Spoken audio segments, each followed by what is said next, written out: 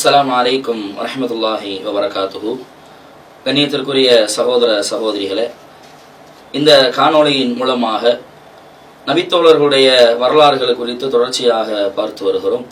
அதில் இறுதியாக சகோதரர் அவர்கள் குறிப்பிடுகின்ற பொழுது, அப்துல்லா என்று சொல்லக்கூடிய ஒரு நபித்தோழர் தன்னுடைய மகன் ஜாபிர் அவர்களை அழைத்து தான் ஒரு போருக்கு செல்வதாகவும் தன்னுடைய 9 பிள்ளைகள், அதாவது ஜாபிர் அவர்களுடைய சகோதரிகளுடைய வாழ்க்கை குறித்தும் அந்த முழு பொறுப்பை ஜாபிர் அவர்களிடத்தில் ஒப்படைத்து சென்றதாக ஒரு சில தகவல்களை அவர்கள் குறிப்பிட்டார்கள்.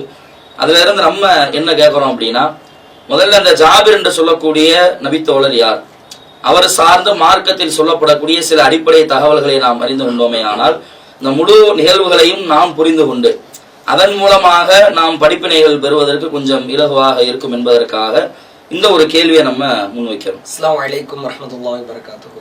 வலைக்கும் அஸ்ஸலாம். நபித்தோழர்கள்ல முஹாஜிர்கள், அன்சாரிகள் என்று 2 வகையினராய் அவர்களின் தியாகத்திற்கு அடைமொழி கொடுக்கும் விதமாக, தியாகத்தை மெருகேற்றும் விதமாக இந்த பெயர்கள் சூட்டப்படுகிறது. அன்சாரி நபித்தோழர்கள், அந்த மதீனாவை சார்ந்த அன்சாரிகளுக்கு அல்லாஹ்வின் தூதர் ஸல்லல்லாஹு அலைஹி வஸல்லம் அவர்கள் ஏராளமான சிறப்புகளை எடுத்துரைக்கிறார்கள். அப்ப நமக்கு ஒரு சந்தேகம் வரலாம், அப்ப முஹாஜிர்களுக்கு சிறப்புகள் இல்லையா? முஹாஜிர்கள் என்பவர்கள் அவர்களும் தியாகத்தில் குறைந்தவர்கள் அல்ல. ஆரம்பத்தில் இஸ்லாத்தை கடுமையான காலகட்டங்களில் நபிகளாருக்கு தோளோடு தோளாக நின்றவர்கள் முஹாஜிர்கள். மக்காவிலிருந்து விரட்டப்பட்டு மதீனாவிற்கு வந்ததற்கு பிறகு அந்த ஒட்டுமொத்த மக்களையும் அரவணைத்தார்களே உதவியாளர்கள், அன்சாரிகள் என்று அவர்களுக்கு பெயர் சூட்டப்படுகிறது. 2 சாரார்களும் ஒருவருக்கு ஒருவர்கள் சளைத்தவர்கள் அல்ல. அவங்க ஆரம்பகால தியாகிகள், இவங்க இழந்து வந்தவர்களுக்கு இறைவனுக்காக அள்ளி கொடுத்தவர்கள் அப்படின்ற செய்திகளை பார்க்கிறோம். நீங்க கூட புகாரியில ஒரு செய்தி வருகிறது, சஹீஹ் புகாரியிலே பார்க்கலாம். அல்லாஹ்வுடைய தூதர் சொன்னாங்க, ஃபமன் அஹப்பஹும் அஹப்பஹுல்லாஹு. அன்சார் நபித்தோழர்களை, அந்த அன்சாரி நபித்தோழர்களை யார் நேசிக்கிறாரோ அவரை அல்லாஹ்வும் நேசிக்கிறான். எப்படிப்பட்ட வார்த்தைன்னு பாருங்க. அன்சாரி நபித்தோழர்களை நேசம் கொண்டால் அல்லாஹ் உன்னை நேசிக்கிறான். இப்ப என்ன விஷயத்துக்காக சொல்ல வர்றோம்னா, நாம் இன்றைக்கு அறிந்து கொள்ளவிருக்கிற ஜாபிர் பின் அப்துல்லா என்கிற நபித்தோழர் அன்சாரி நபித்தோழர். அவரை நாம் விரும்ப வேண்டும். சமகால இளைஞர்களுக்கு, பெண்களுக்கு, சகோதரர்களுக்கு இவர் ஒரு அன்சாரி நபித்தோழர் என்பதை நாம் பதிய வைக்கிறோம். அன்சாரி நபித்தோழரை ஜாபிர் குறித்து ரலியல்லாஹு அன்ஹு நாம் அறிந்து கொண்டு விளங்கி கொண்டு அவரை அல்லாஹ்விற்காக விரும்பினால் நமக்கு யாருடைய நேசம் கிடைக்கும்? இறைவனுடைய நேசம் கிடைக்கும் அப்படின்றதை பார்க்கிறோம். ஜாபிர் பின் அப்துல்லா அவங்க யாரு? இந்த ஜாபிர் ரலியல்லாஹு அவர்கள் யார், யார் இவர் அப்படின்ற ஒரு சுருக்கமான அறிமுகத்தை நாம் தெரிந்து கொள்ள போகிறோம். இவர் மதீனாவை சார்ந்த ஹஸ்ரஜ் குலத்தை சார்ந்த பனு சலீமா கோத்திரத்தை சார்ந்தவர். அவுஸ், ஹஸ்ரஜ் என்று பிரபல்யமான 2 கோத்திரங்கள், குலங்கள் உண்டு. அதுல உள்ள ஒரு பார்ட் பனு சலீமா அப்படின்ற ஒரு குலத்தை சார்ந்தவர் தான். ஜாபிர் என்று சொன்னாலே உறுதியானவன் என்று பொருள். அது உங்களுக்கே தெரியும், நீங்கள் அறிந்து வைத்திருப்பீர்கள். ஜாபிர் என்றாலே உறுதியானவர். பேருக்கேற்ற வாழ்க்கை வாழ்வார்கள் தானே, அந்த மாதிரி இவர் உண்மையாவே பேருக்கேற்ற வாழ்க்கை வாழ்கிறார். இவரது தந்தை பெயர் அப்துல்லாஹு பின் அம்ர் என்பது இவருடைய தந்தை பெயர். இவருடைய தாயார் பெயர் அனீசா பின் உக்குபா. உக்குபாவுடைய மகள் அனீசா என்பதுதான் இவருடைய தாயார் பெயர். இவங்க ஜாபிர் ரலியல்லாஹு அவங்க ஏராளமான தியாகங்களை செய்திருந்தாலும் அதுல ரொம்ப ஸ்பெஷலா நாமெல்லாம் அறிந்து வைத்திருக்கிற ஆரம்ப கால தியாகங்கள்ல ஒன்று அகபா உடன்படிக்கை. அகபா உடன்படிக்கை என்று சில நிகழ்வுகள் உண்டு. அகபா உடன்படிக்கையில் ஜாபிர் அவர்கள் பங்கெடுத்திருக்கிறார். சொச்சமான நபர்கள்ல அந்த குறிப்பிட்ட நபர்கள்ல ஜாபிர் அவங்க பங்கெடுத்திருக்கிறாங்க.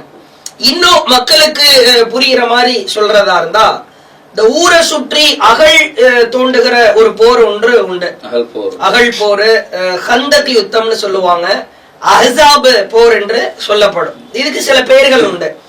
இந்த அகழ் போரில் கலந்து கொண்ட ஒரு முக்கியமான நபித்தோழர் தான் ஜாபிர் அவங்க.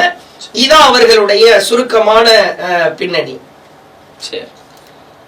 ஜாபிர் அவர்களை பற்றியான ஒரு சில முக்கியமான தகவல்களை சகோதரர் அவர்கள் எடுத்து சொன்னார்கள். இப்ப ஜாபிர் அவர்களுடைய தந்தை ஒரு போருக்காக செல்லுகின்ற பொழுது தன்னுடைய மகனை அழைத்து ஒரு சில பேச்சுவார்த்தைகள் நடந்தன. இப்ப அந்த அப்துல்லா அவர்கள் குறித்துண்டான முழு விவரங்களை நாம் அறிந்து கொண்டோமே ஆனால் ஒரு நபித்தோழருடைய குடும்பத்தினுடைய முழு வரலாறையும் தெரிந்து கொண்ட ஒரு ஸ்தானத்திற்கு நாம் வந்து விடுவோம். அப்துல்லா அவர்களை பற்றியான முழு தகவல்களையும் அவர்கள் அடுத்து எடுத்து சொல்வார்கள். பொதுவாகவே ஜாபிர் ரலியல்லாஹு சம்பந்தமா நாம் அறிந்து கொள்வதற்கு முன்பாக இது யாருடைய வார்ப்பு வளர்ப்பு என்பதை நாம் அறிந்து கொள்ள வேண்டும். நீங்க சமகாலத்தில் பார்க்கலாம், எத்தனையோ இளைஞர்கள் அல்லது சிறு பிராயத்தில் சிறு பருவத்திலே இருப்பவர்கள் வழிகட்டு போகிறார்கள். அவர்களின் தந்தையை பார்க்கிறோம், பெற்றோரை பார்க்கிறோம். சில பெற்றோர்கள் நல்லவர்களாக இருந்து குழந்தைகள் வழிகட்டு போவது உண்டு, அது விதி, அதற்கு நாம் பொறுப்பாக இயலாது. சில பேரு பிள்ளைகளை, இளைஞர்களை அல்லது சிறு பருவத்திலே இருப்பவர்களை கண்டுகொள்வதே இல்லை. இப்ப ஜாபிர் அவர்களுக்கு இந்த உத்வேகம், இந்த இரத்தத்திலேயே ஊட்டப்பட்ட தியாகத்தினுடைய வெறி, இது யார் மூலமாய் உருவாக்கப்பட்டிருக்கிறது என்று சொன்னால் அப்துல்லாஹ் பின் அம்ர் என்கிற தன்னுடைய தகப்பனாரை பார்த்து தான் இஸ்லாத்திற்கான அந்த தியாக உணர்வு அவருக்கு ஊட்டப்படுகிறது. தந்தை தான் ஊட்டி இருக்கிறாங்க, தந்தை தான் ஊட்டி இருக்கிறார்கள். சிறு பிராயத்திலிருந்தே பருவத்திலிருந்தே இஸ்லாத்தின் மீதான ஒட்டுமொத்த அந்த தியாக உணர்வுகளையும் ஊட்டி இருக்கிறார்கள். இந்த பதிவை பார்க்கிற நமக்கு என்ன படிப்பினை என்றால், ஒரு தகப்பனார் சிறு பருவத்தில் இருக்கிற பிள்ளைகளுக்கு உலக கல்வி குறித்து, பணம் குறித்து, பொருளாதாரம் குறித்து, குடும்பத்தார்கள் குறித்து எப்படியெல்லாம் எடுத்து சொல்கிறோமோ, இஸ்லாத்திற்காக தியாகம் செய்ய வேண்டும் என்பதையும் அவர்கள் தகப்பனாரே தன் பிள்ளைகளுக்கு ஊட்ட வேண்டும் என்பது படிப்பினையா இருக்கிறது. நீங்கள் பார்க்கலாம், அப்துல்லாஹ் அவர்களுக்கு மொத்தம் 10 பிள்ளைகள், அதில 9 பெண் மக்கள், ஒரே ஒரு ஆண் மகன், அவர்தான் ஜாபிர். ஜாபிர் தான் மூத்த மகன். மீதம் இருக்கிறது எல்லாருமே தங்கைமார்கள், சகோதரிகள். அதிலே சில ஹதீதுகளிலே பார்க்கிறோம், வரலாற்று தகவல்களில் 9 பெண் மக்கள்ல 6 பேரு வயதுக்கு வந்தவர்கள், ஒரு 3 நபர்கள் சிறுமிகள், சிறு பிராயத்தில் இருப்பவர்கள், பருவ வயது அடையாத சிறுமிங்க, குழந்தைகள் மாதிரி. ஆமா. இன்னும் சில வரலாற்று தகவலை பார்க்கிறோம். அவரின் தாயார் ஜாபிருடைய அம்மா ஒரு நோய்வாய்ப்பட்டு சிறு வயதிலேயே மரணிக்கிறார்கள். அப்ப இந்த பிள்ளைகளுடைய கதி, ஒரு தாய் இல்லாத ஒரு சூழல்ல முழுக்க அரவணைப்பு தந்தை தான். தந்தைக்கு பிறகு சகோதரன். அதுவும் பிள்ளைகளுடைய நிலையை பாருங்கள். ஒரு வயதுக்கு வந்த 6 பிள்ளைகள், வயதுக்கு வராத சூழல்ல ஒரு 3 பிள்ளைகள். ஒரு அம்மா இறந்து போயிடுறாங்கன்னா குடும்பமே அப்படியே உடைஞ்சு போயிடும். ஒரு தாயின் நிழலின் கீழ் தான், அந்த கொடையின் கீழ் தான் ஒரு குடும்பம் இயங்கும். இப்ப குடும்பமே சிதைந்து போகிற நிலையில் தான் இருக்கும். இந்த தருணத்துலதான் உஹது போருக்கான அழைப்பு விடுக்கப்படுகிறது. உஹது போர்ல எதிரிகள், மக்கா காஃபிர்கள் கடுமையான வெறியோடு நிற்கிறார்கள். என்ன காரணம்? பத்ர் போர்க்களத்துல அவன் பயங்கர அடி வாங்கி இருக்கிறார்கள், பழி வாங்கணும்ன்ற வெறி. அப்துல்லா ரலியல்லாஹு அவங்க உஹது போர்ல கலந்துக்கணும்னு விரும்புறாங்க. எப்படிப்பட்ட ஒரு சுவாரஸ்யமான சம்பவம்னு பாருங்க. அடுத்த நாள் உஹது போர் நடக்க இருக்கிறது. முந்தைய இரவு இந்த ஒட்டகம், கழுதை, குதிரை போர்க்களத்திற்கு எடுத்து செல்கிற அந்த வாகனங்களாய் அதுதான் இருந்தது. இந்த வாகனங்களை எல்லாம் சரி செஞ்சு, அந்த வாகனங்களுக்கு தேவையான அந்த தீனி வைப்பது, அதை கொழுக்க வைப்பது, சுறுசுறுப்பாய் வைப்பது, வாழ்தைய சரி செய்வது, அம்புகளை எடுத்து வைக்கிறது, இது ஒரு பெரிய ஒரு இடத்திலே நடந்து கொண்டிருக்கிறது. அப்துல்லா ரலியல்லாஹு அவங்க என்ன பண்றாங்க, மகனை அழைச்சி பேசிடுவோம், தகவலை எடுத்து சொல்லி விடுவோம் என்று விரும்புகிறார். ஒரு நபரை அனுப்பி ஜாபிர வர சொல்றாங்க. எவ்வளவு ஒரு உருக்கமான சம்பவம்னு பாருங்க. ஜாபிர் வந்து நிற்கிறார், திருமணமாகவில்லை, இளைஞர், 9 சகோதரிகள், தகப்பனார் தான் குடும்பத்தை அழைத்து சென்று கொண்டிருக்கிறார். அப்துல்லா ஜாபிரை அழைத்து மிக அழகான 2 விஷயத்தை சொல்லுகிறார். ஒரு தந்தை மகனுக்கு இடையே ஏற்படுகிற ஒரு உருக்கமான ஒரு பாச போராட்டமே நடக்கிறது. சமகால இளைஞர்கள், அந்த இளைஞர்களை பெற்றெடுத்த பெற்றோர்கள் இதையெல்லாம் கூர்ந்து நாம கவனிக்க வேண்டும். மகனிடத்திலே சொல்லுகிறார், மகனே, எனக்கு மட்டும் அல்லாஹ் 9 பெண் மக்களை தந்திருக்காவிட்டால் நான் போருக்கு செல்வதற்கு பதிலாக உன்னைத்தான் அனுப்பியிருப்பேன் அப்படின்ற. என்ன விளங்குது? எனக்கு கொஞ்சம் வயது கடந்து போகிறது, காலப்போக்குல இந்த 9 பேரை என்னால வச்சு அல்லாஹ்வுடைய நாட்டம் இருந்தாலும் திரகாத்திரமாக இருக்கிற இளைஞராக இருக்கிற உன்னிடத்தில் என் பெண் மக்களை ஒப்படைக்கிறேன்.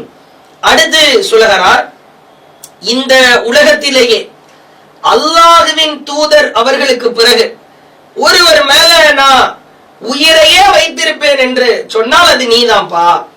ஒரு முஸ்லிமாக இருக்கிறவர் தன்னுடைய உயிரை விட மேல யாரை நேசிக்கணும்?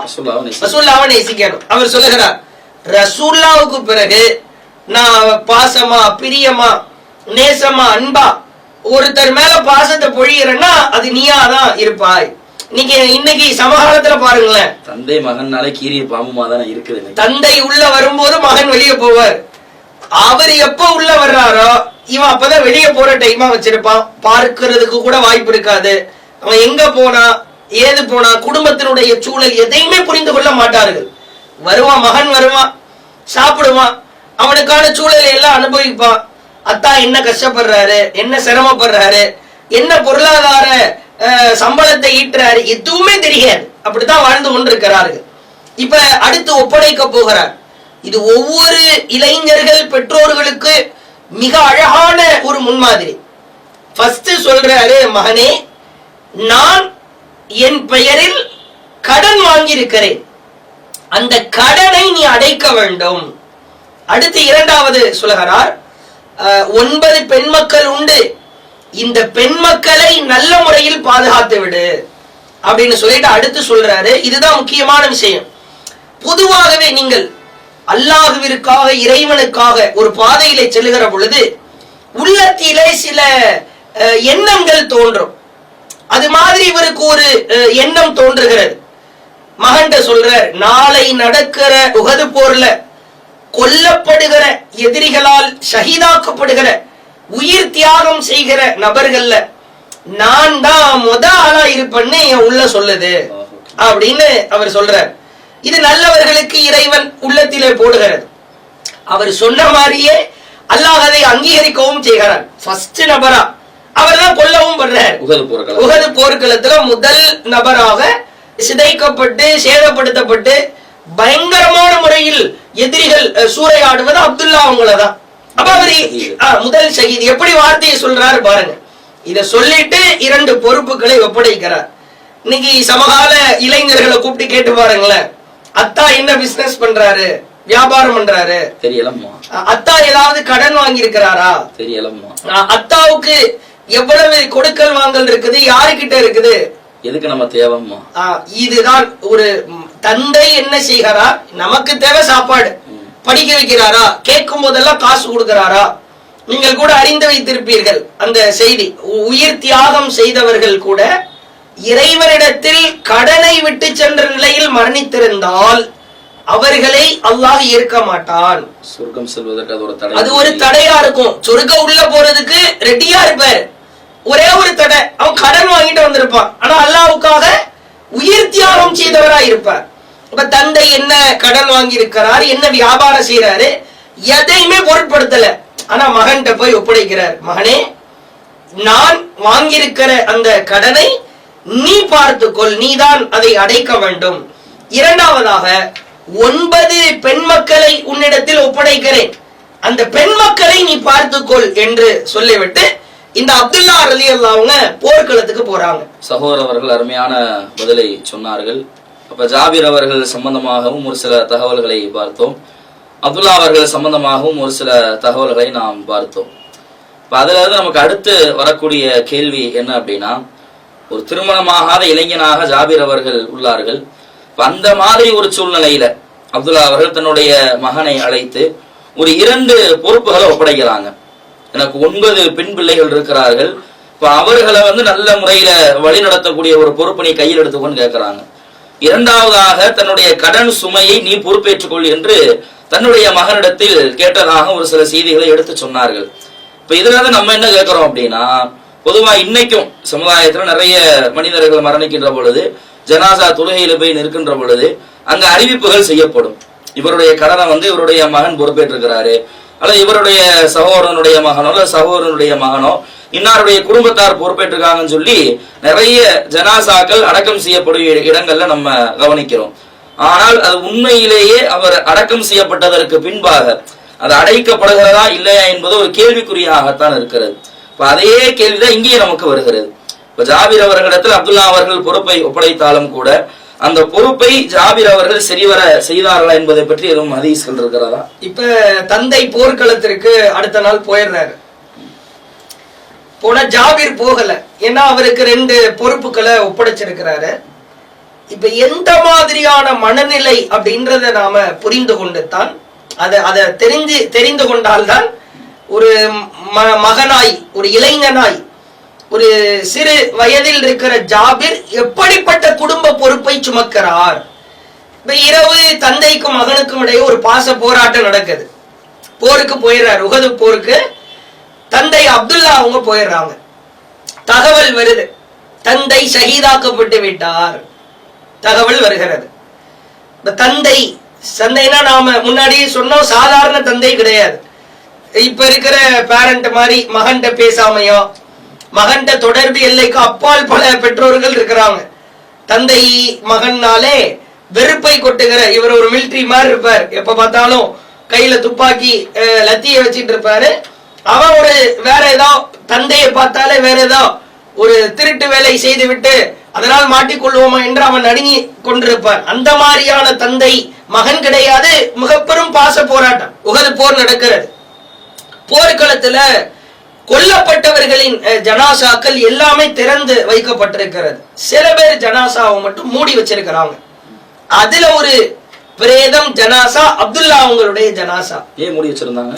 என்ன காரணம் அப்படின்னா, பத்ர் போர்ல அவர்கள் தோற்றதற்கு பகரமா உஹது போர் நடக்குது. பத்ர் போர்ல அவன் நினைச்சு பார்க்க முடியாத அளவுக்கு தோல்வி, எதிரிகள் கடுமையான ஒரு தோல்வி அடைஞ்சாங்க. உஹது போர்ல என்ன செய்யறாங்கன்னா, இந்த இறந்ததற்கு பிறகும் கூட நெஞ்சை கிழிப்பது, உள்ள இருக்கிற பார்ட்ஸை வெளியெடுக்கிறது, கண்களை குத்தி, அதாவது மௌத்தாயிடுறாங்க, ரூஹு பிரிஞ்சிருது, உயிர் போயிருது. ஆனாலும் வெறி அடங்க மாட்டேங்குது. கொலைவெறி தாக்குதல். இன்னைக்கு நீங்க பாருங்களேன், பலஸ்தீன்ல முஸ்லிம்கள் கொல்லப்படுறாங்க, ஒரு ஷூட்ல ஆள் இறந்து போயிடுறான், ஆனாலும் உடம்ப விட மாட்டாங்க, பிடிச்சி கைய கிழிக்கிறது, காலை கிழிக்கிறது. இது அன்றைக்கு இருந்து இன்றைக்கு வரைக்கும் அப்படித்தான். முஸ்லிம்னாலே என்னன்னு தெரியல, முஸ்லிம் என்றாலே அவங்கள உடலை காயப்படுத்தி இந்த வெறி அடங்காதுன்னு சொல்லுவாங்கல்ல, அந்த மாதிரி எதிரிகளுடைய அந்த முன்னோட்டம் அப்படித்தான் இருக்கிறது. ஒரு பொட்டல மாதிரி மூடி வைக்கப்பட்டிருக்கிறது. ஜாபீர் ரலியல்லாஹு சொல்றாங்க, இளைஞர் ஒரு இளமை பருவத்தில் இருக்கிறார், தாயின் அரவணைப்பை விட தந்தையின் அரவணைப்பில் வாழ்கிறார். 9 சகோதரிகள் வீட்டுல இருக்கிறாங்க, போய் ஆறுதல் படுத்தணும், அத்தா மூத்தாயிட்டாங்கன்னு. இறுதியா மூஞ்ச பாத்திரலாம, முகத்தை பாத்திரலாமன்னு அருகில வர்றாரு. அவங்க சொந்தக்காரங்களா ஏற்கனவே அப்துல்லாவுடைய உடலை பார்த்துட்டாங்க. இவரை இடுப்ப புடிச்சிட்டு விட மாட்டாங்க. ஜாபீர் அவங்கள, வேணாம், நீ உங்க தந்தை இறந்து விட்டார், பார்க்க முடியாது, இல்ல நான் இறுதியா ஒரே ஒரு தடவை பார்த்துக் கொள்கிறேன் என்று அருகிலே செல்கிறார். விட மாட்டுறாங்க. திரும்ப ரசூல்லாவே முகமது ஸல்லல்லாஹு அலைஹி வஸல்லம் அவங்களே ஜாபீரை கைப்பிடிச்சு அழைச்சிட்டு போய் அந்த ஜனாசா, தந்தையின் ஜனாசா அருகில கொண்டு போறாங்க. துணியை விலக்கி காட்டுறாங்க. நொந்து போகிறார் மகன் ஜாபீர்.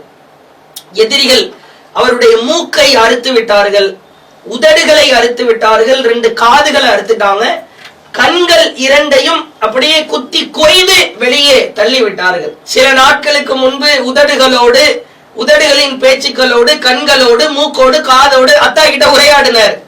அந்த சம்பவத்தை இதை ஒப்பிட்டு பாருங்க. அப்படியே ஒரு மனிதனுடைய முகத்திலே மூக்கு, காதுகள் கண்கள் எல்லாம் கொய்யப்பட்டு ஒரு பிரேதம் இருக்கிறது என்று சொன்னால் பார்க்கவே முடியல. இப்ப பாருங்க, அழுத்தமாய் கவனிக்க வேண்டும். இஸ்லாமிய வரலாறுகள், இஸ்லாத்திற்காக தியாகம் செய்தவர்களின் அந்த சம்பவங்கள் எவ்வளவு வீரியமானது, முக்கியமானது என்பதை நாம் பதிய வைக்க வேண்டும்.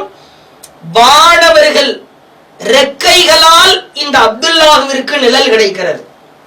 ஜாபிர் ரலியல்லாஹு அழுதுட்டு இருக்கிறாங்க. இளைஞர் நொந்து போயிடுறார். அத்தாவை பார்க்கிறார், அப்படியே சிதைக்கப்பட்ட நிலையில் இருக்கிறார் தந்தை. அவர் அழுகிறார். அல்லாஹ்வின் தூதர் அருகிலே வந்து சொன்னார்கள், ஜாபீரே நீங்கள் அழுங்கள், அது உங்கள் விருப்பம். அழாமல் கூட இருங்கள், இல்ல நான் பொறுமையாய் அழாமல் கூட இருக்கிறேன் அப்படி சொன்னாலும் சரிதான். ஆனால் இங்கு ஒன்று இப்பொழுது நடக்கிறது. என்ன நடக்கிறது தெரியுமா? உன் தந்தை அப்துல்லாஹ் அவர்களை தூக்கி சென்று குழிக்குள் அடக்கம் செய்து மண்ணை அள்ளி நிரப்புகிற வரைக்கும் அல்லாஹ் வானலோகத்தில் இருந்து பிரத்யேகமான வானவர்களை அனுப்பியிருக்கிறான். அவர்கள் தங்கள் இறகுகளை விரித்துக் கொண்டிருக்கிறார்கள். உன் தந்தையை தூக்கி சென்று அடக்கம் செய்து மண்ணை அள்ளி நிரப்புகிற வரைக்கும் வானவர்கள் ரெக்கைகளால் உன் தந்தைக்கு நிழல் கொடுத்து கொண்டிருக்க, நீ அழுதால் என்ன அழாவிட்டால் என்ன, இங்கு நடப்பது நடந்தே தீரும் என்கிறார்கள். அப்போ ஒரு தகப்பனார் ஒரு 9 பெண் குழந்தைகளை விட்டு செல்கிறோம், மகனிடத்திலே பொறுப்பை விட்டு செல்கிறோம் என்கிற ஒரு ஆத்ம திருப்தியில் இறைவனுக்காக முதல் நபராய் கொல்லப்படுகிறார். அவருக்கு உலகத்தில் வாழுகிற காலகட்டத்திலேயே, அதாவது மற்ற மக்கள் உலகத்தில் வாழுகிற காலகட்டத்திலேயே அவருக்கு ஒரு முன்னறிவிப்பு செய்யப்படுகிறது. எவ்வளவு பெரிய பாக்கியம்!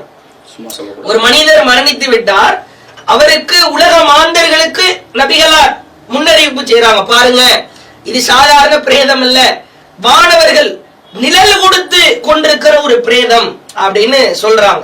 இப்ப தந்தையை அடக்கம் செய்ததற்கு பிறகு சகோதரிகளை பார்க்க வேண்டிய பொறுப்பு, முதல் பொறுப்பு கடனை அடைக்க வேண்டிய பொறுப்பு. ஏன்னா அத்தா ஷஹீதாயிட்டாங்க, கடன் இருந்தா சொர்க்கத்துக்கு போறதுக்கு அது ஒரு தடையா இருக்கும். எவ்வளவு வீரியமாய் பார்க்கிறார் பாருங்கள். உடனே உறுதி எடுக்கிறார், கடனை அடைக்கணும். தந்தைக்கு அது ஒரு சுவாரஸ்யமான ஒரு சம்பவம். தந்தைக்கு ஒரு தோட்டம் உண்டு.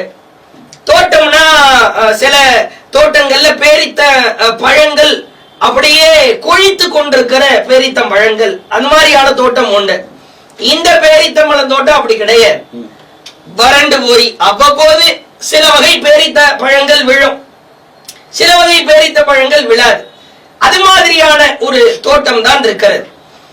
ஒரு சமயம் என்ன செய்கிறார், ஒரு வசக்கு என்பார்கள், இன்னைக்கு கிலோகிராம் லிட்டர்னு நாம் சொல்வது போன்று அன்றைய காலத்துல வசக்கு அப்படின்னு அளப்பதற்கு பயன்படுத்துவாங்க. மிக அவசரமாக 30 வசக்கு அளவிற்கு அவர் கடனை ஒரு யூதனிடத்தில் வாங்கி வைத்திருந்தார். அந்த யூதர்களுக்கு இவர் கொடுத்தே ஆக வேண்டும். நெருக்கடி கொடுக்கறாங்க.